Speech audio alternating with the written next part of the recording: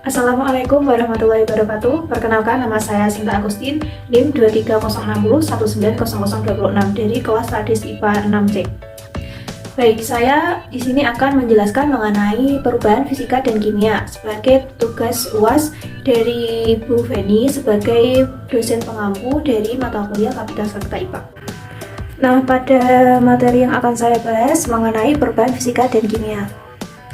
Untuk topik pembahasannya, di sini saya akan membahas yang pertama ada materi, yang kedua mengenai hukum alam tentang materi, yang ketiga ada perubahan materi, dan yang keempat ada perubahan zat. Baik, langsung saja kita akan memasuki pada topik yang pertama, yaitu materi. Apa sih itu sebenarnya materi? Nah, materi merupakan sesuatu yang memiliki massa dan dapat menempati sebuah ruangan. Nah, bentuk-bentuk dari materi ini terdapat tiga. Yang pertama ada zat padat, zat cair, dan juga zat gas. Nah, untuk sifat materi ini terdapat dua sifat. Yang pertama ada ekstensif dan yang kedua ada intensif. Untuk ekstensif merupakan sifat materi yang bergantung pada jumlah dan ukuran zat, seperti pada volume, massa, dan juga berat. Lalu yang kedua ada intensif, merupakan sifat materi yang tidak bergantung pada jumlah dan ukuran zat. Contohnya yaitu warna, bau, membeku, mencair, dan lain-lain. Nah, sifat intensif ini terbagi menjadi dua, yaitu ada sifat kimia dan juga sifat fisika. Sifat fisika merupakan ciri khas suatu benda yang dapat diamati tanpa mengubah zat-zat penyusunnya. Nah, ciri dari sifat fisika ini yang pertama ada wujud zat, yang kedua ada warna, yang ketiga ada kelarutan, yang keempat ada daya antar listrik, dan yang kelima ada kemagnetan. Dalam ciri-ciri sifat fisika pada suatu zat terdiri dari tiga, yaitu ada benda padat, cair, dan gas. Masing-masing mempunyai perbedaan. Yang pertama yaitu pada zat padat. Zat padat mempunyai bentuk, sedangkan untuk zat cair bentuk sesuai dengan wadahnya. Lalu ada zat gas yang tidak mempunyai bentuk. Lalu volume pada zat padat itu dia memiliki volume, sedangkan untuk zat cair itu juga sama memiliki volume, dan untuk gas itu tidak mempunyai volume. Lalu jarak antar partikel sangat rapat pada zat padat, sedangkan untuk zat cair jarak antar partikelnya lebih renggang. Lalu pada zat gas jarak antar partikelnya semakin renggang. Nah, lalu ada gerakan antar partikel sangat terbatas pada zat padat karena jarak antar partikelnya tadi sangat rapat. Lalu ada zat cair yang mempunyai gerakan antar partikelnya bebas tetapi tetap terbatas. Lalu untuk pergerakan dari zat gas, gerakan antar partikelnya sangat bebas karena jarak antar partikelnya sangat renggang. Selanjutnya yaitu mengenai sifat kimia. Sifat kimia merupakan ciri suatu zat yang berhubungan dengan terbentuknya zat baru. Adapun ciri-ciri dari sifat kimia yaitu mudah meledak, mudah terbakar, busuk dan asam, berkarat, serta beracun. Topik yang kedua yaitu mengenai hukum alam tentang materi. Sains mempelajari alam materi yang didasarkan pada hukum alam dengan ayat kauniyahnya. Hukum alam berlaku secara eksak, objektif, dan juga tetap. Nah, untuk eksak merupakan pasti atau ada ukuran tertentu dan berdasarkan hukum alam. Hal ini terdapat pada Quran Surah Al-Furqan ayat 2 yang artinya, yang telah memilih kerajaan langit dan bumi, tidak memiliki anak, tidak ada sekutu baginya dalam kekuasaannya, dan dia telah menciptakan segala sesuatu, dan dia menetapkan ukuran-ukurannya dengan tepat. Contoh peristiwa dari eksak dari Allah yaitu air selalu menempati tempat yang rendah, lalu air selalu mengalir dari tempat yang lebih tinggi ke tempat yang lebih rendah. Yang kedua yaitu panas selalu mengalir dari tempat yang temperaturnya lebih tinggi ke tempat yang temperaturnya lebih rendah secara spontan. Lalu ada api. Api itu merupakan sifat yang membakar, tetapi Nabi Ibrahim tidak terbakar oleh api. Hal ini tidak berarti untuk hukum Allah tidak berlaku juga pada api, tetapi menunjukkan kekuasaan Allah sebagai pencipta api. Contoh lainnya yaitu pada hukum termodinamika 1 yang menyatakan bahwa materi tidak dapat diciptakan dan dimusnahkan, melainkan dapat berubah dari satu jenis materi ke bentuk energi atau sebaliknya. Yang kedua yaitu hukum alam tentang materi yang menyatakan bahwa hukum alam itu objektif, artinya berlaku untuk siapa saja tanpa memandang apapun. Sebab dan akibatnya sudah jelas, kebenarannya bisa ditelusuri oleh manusia yang mengerti. Nah, contoh peristiwa dari objek ini yaitu siapapun orang yang memasak air pada tekanan 1 atmosfer pasti mendidih pada temperatur 100 derajat Celcius. Jadi hukum alam itu objektif. Lalu contoh yang kedua yaitu siapapun orang yang jatuh pasti jatuhnya ke bawah. Hal ini disebabkan karena adanya gaya gravitasi bumi yang menyebabkan semua benda akan jatuh ke bawah. Hukum alam yang ketiga tentang materi yaitu bersifat tetap. Hukum alam itu tetap dan berlaku sepanjang masa, seperti yang dijelaskan pada Quran Surah Al-An'am ayat 115, yang artinya, dan telah sempurna firman Tuhan atau Al-Quran sebagai kalimat yang benar dan adil. Nah, dari dulu air selalu mengalir dari tempat yang tinggi ke tempat rendah. Bensin, kertas, kayu mudah terbakar dan menghasilkan produk berupa CO2 atau gas karbon dioksida. Sedangkan besi, tembaga, dan emas sulit untuk terbakar.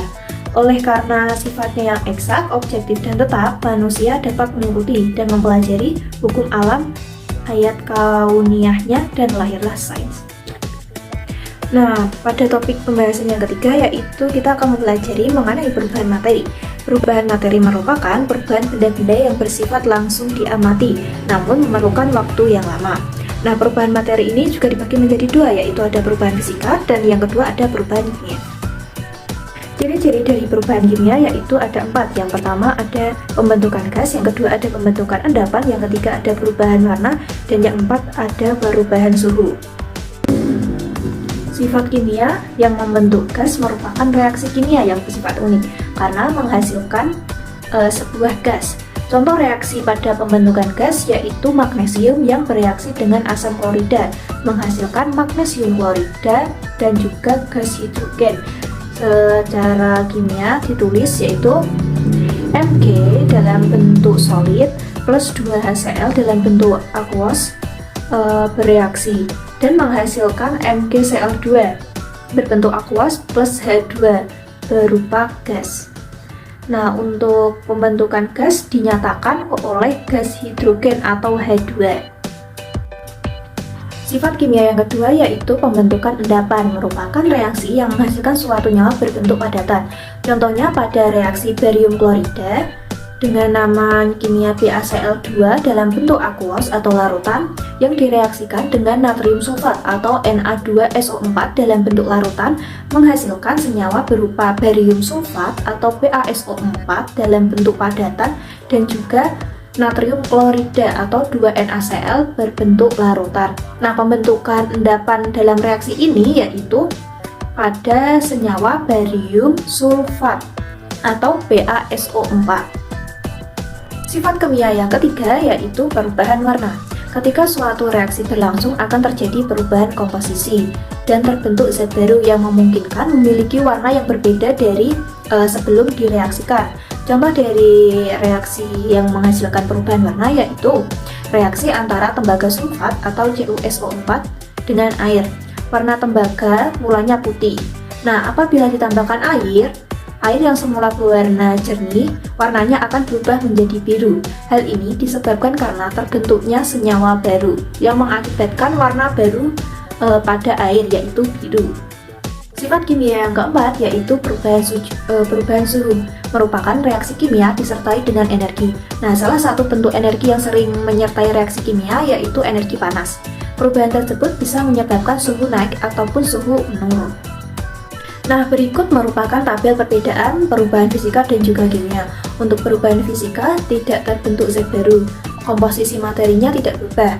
Nah, pada perubahan kimia ini, perubahan hanya terjadi pada fisik atau wujud yang bersifat sementara. Artinya, setelah perubahan menjadi wujud yang lain, akan kembali ke bentuk semula. Lalu, sifat yang keempat yaitu tidak terjadi perubahan warna, rasa, dan tidak terjadi pengendapan. Contohnya, seperti beras yang diubah menjadi tepung. Lalu yang kedua ada kayu yang diubah menjadi perabotan rumah tangga. Lalu ada air yang membeku, membentuk es. Lalu ada lilin yang meleleh. Nah, berikutnya yaitu perbedaan dari perubahan kimia. Yang pertama ada terbentuknya zat baru. Nah, dalam perubahan kimia ini komposisi materi berubah. Perubahan bersifat tetap, artinya tidak dapat kembali ke bentuk semula. Lalu selanjutnya yaitu perubahan kimia ditandai dengan terbentuknya gas, endapan, perubahan suhu, perubahan warna, perubahan bau, dan perubahan rasa. Contoh dari perubahan kimia ini yaitu fermentasi singkong menjadi tape, lalu pembakaran kayu, lalu ada besi berkarat, lalu ada susu yang difermentasikan menjadi keju atau yogurt. Berikut merupakan contoh dari perubahan fisika dan kimia beserta gambarnya. Nah, perubahan fisika terdapat pada beras yang diubah menjadi tepung, lalu ada air yang menjadi es, lalu es akan berubah menjadi air ketika ia mendapat suhu panas. Lalu ada perubahan kimia, contohnya yaitu saat kita membakar kertas dan saat kita memasak telur. Topik yang keempat yaitu perubahan zat. Nah, zat merupakan sebuah benda. Jadi, zat adalah sesuatu yang menempati ruang dan juga memiliki massa. Menurut wujudnya, zat digolongkan menjadi 3, yaitu zat gas, zat cair, dan juga zat padat. Pada pembahasan sebelumnya kita sudah membahas sedikit mengenai zat padat, zat cair, dan zat gas. Nah, pada kali ini kita akan membahas secara mendetail atau tambahan dari materi atau pembahasan sebelumnya, yaitu yang pertama ada zat padat, merupakan semua benda yang mempunyai bentuk tetap. Benda padat merupakan benda yang paling banyak ditemui di sekitar kita, seperti besi, kayu, kerikil, meja, dan kursi. Nah, sifat dari zat padat ini yang pertama mempunyai bentuk dan volumenya tetap, yang kedua mempunyai berat, yang ketiga keras dan berat. Contohnya kayu dan besi. Lalu ia juga mempunyai sifat ringan. Contohnya pada batu apung dan kain serta kapas. Lalu mempunyai sifat luntur, karet, per, dan busa. Lalu benda padat juga mempunyai sifat lunak atau lembek seperti pada adonan kue.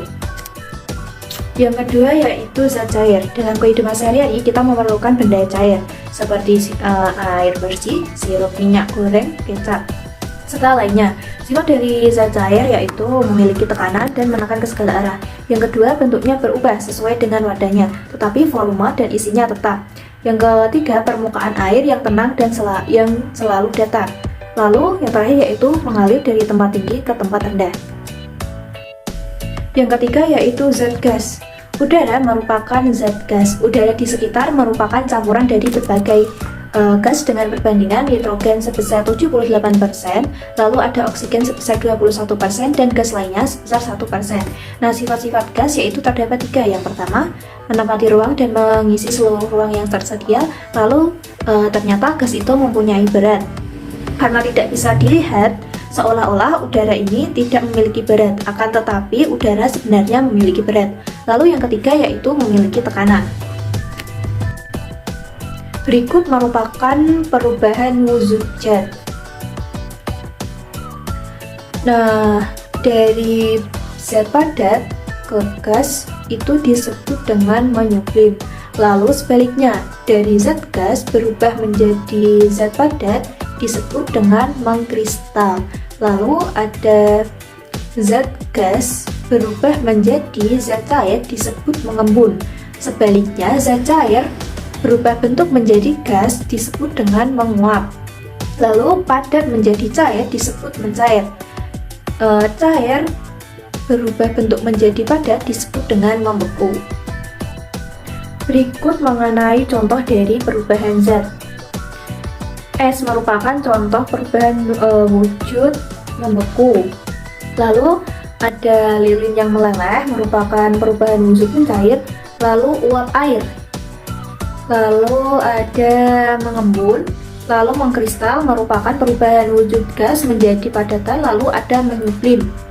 Contohnya yaitu kapur barus, yang lama-kelamaan dari wujud padatnya akan berubah menjadi gas.